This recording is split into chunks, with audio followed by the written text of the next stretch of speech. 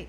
Thank you so much. I wanted to first just thank AIS and Dr. Stevens. Honestly, looking at where Alastin is today, it's forums like this and investors like all of you that actually let our companies like ours end up with the success and the growth trajectory that we have. So I'm excited to see, 10 years from now, some of the startups that are here today and where they are in the future. And it's really because of these kind of meetings. So I'm going to get to talk about the innovation of Alastin.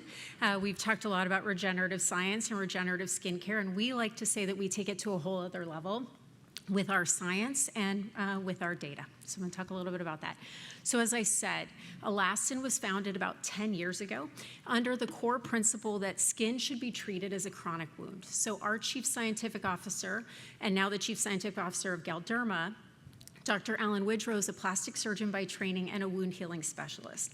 And so this concept of how do we really think about our skin as constantly healing and what we need to do is really what was the foundation for Alastin's science. The things that we're known for, and again, advice to everybody here, stick with what you're good at, is regenerative and peri-procedural skincare. And so that was really our crux, and that's where we came to be. I'd like to say, too, that since our acquisition from Galderma a few years ago, we've continued to stay on a tremendous growth trajectory of success because we've stayed true to our core of regenerative and peri-procedural skincare. So what is it that sets Alastin apart? So we've talked a lot about different approaches, different levels of data, different levels of validation. If you talk to our team on the R&D side, we have two core pillars. If you talk to us on the commercial, I'll add a third. The first two is innovation. So we really do look at novel peptides, novel technologies, novel ingredients, to innovate. But then the most important part that we would say then is validation. So we put a lot of time and energy and effort into, from a skincare standpoint, robust clinical evidence. So in vitro, ex vivo, and then real-world clinical studies to make sure that we are truly demonstrating the science behind our technologies. Then the third pillar that I would add is integration. So you can have innovation and you can have validation, but for us, it's really important with how we integrate into your clinical practice, and that's why peri-procedural was so important to us. In fact, for us, that's a category that we really feel that we helped establish, and we're continuing to try to innovate to this day.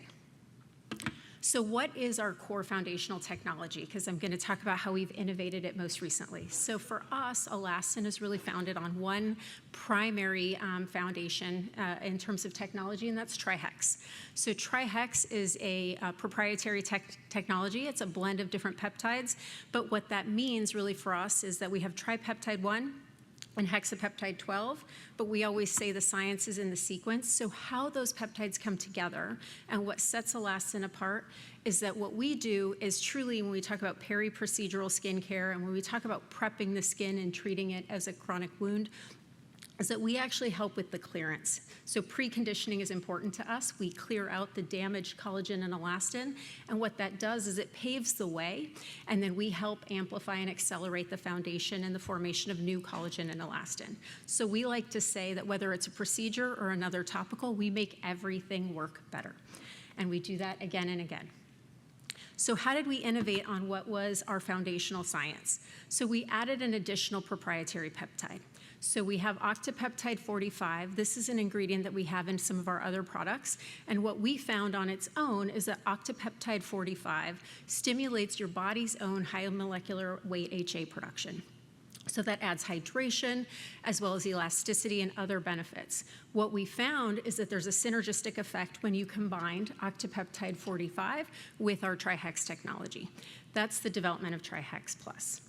One of the things, again, when I talk about our foundational science, is that we have over 60 peer-reviewed publications, and we have over 20 patents with dozens pending, because we really do believe in having this proprietary and then proven technology to everything we do.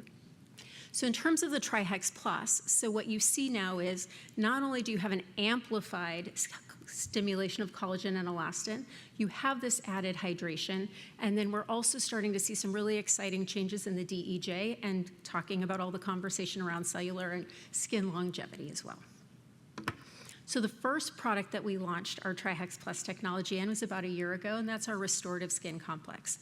That is our daily anti-aging product. A lot of people will say that that's their desert island or their holy grail product if they only had one product to use. So when you're out there talking to our reps, this is definitely one of the ones I would ask about. Restorative Skin Complex is our daily product. The exciting thing is that in addition to the Trihex Plus, we also added other ingredients, one of which is Magnolol. And what we're finding is that not only are we seeing the added hydration and all of the clearance and stimulation of collagen and elastin, but we're seeing some volumization effects as well. So we're stimulating the healthy dermal white adipose tissue, so the good fat, if you will. So as we're talking about all these GLP patients and we're talking about the loss of volume in the face, we actually have pretty significant data with a topical skincare product alone in revolumization in the face. The other exciting thing, and I know we had Dr. Andropoulos here earlier, is that we also have great clinical data showing Alastin with restorative skin complex paired with Sculptra, and clinical studies with GLP-1 patients as well.